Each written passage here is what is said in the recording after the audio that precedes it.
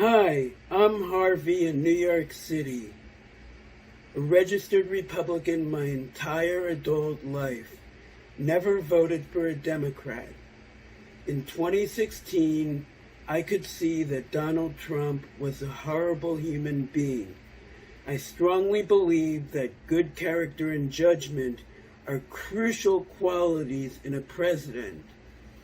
And it was clear that Trump was plainly lacking in those attributes, making him unfit to serve in the office he was seeking. At that time, voting for a Democrat was a bridge too far for me, so I cast a write-in ballot. His term as president has been even more catastrophic than I could have imagined. This has been a direct result of his poor character, as well as his complete ignorance of and lack of curiosity about every subject. When faced with a crisis, he's completely unprepared and unable to formulate a sound response. Making things worse is his extreme narcissism and lack of empathy. His first impulse is never what's good for the country. It's always what will make him look good and enhance his re-election prospects. Trump campaigned on putting America first, but he has consistently put Donald J. Trump first.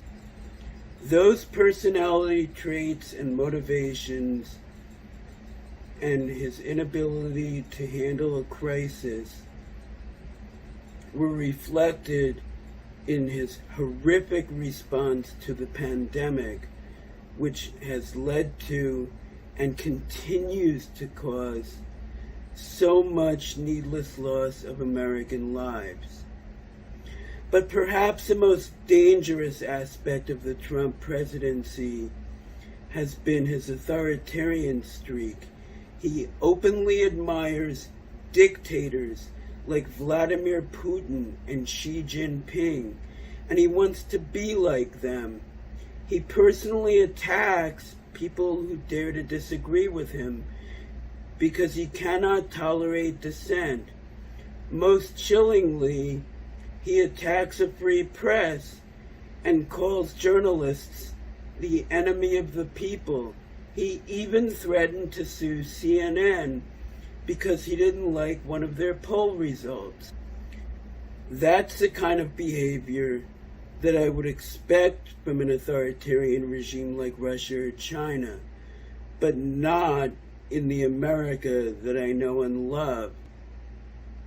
But Trump and his Attorney General Bill Barr have shown a complete disdain not only for the First Amendment, but for the rule of law in general.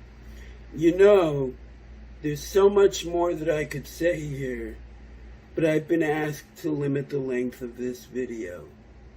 Bottom line though, he has already done incalculable damage, and we the people must not allow him to do more. This is one election that I cannot sit out.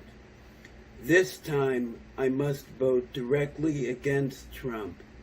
And so, in November, for the first time, I will be voting for a Democrat for president, Joe Biden.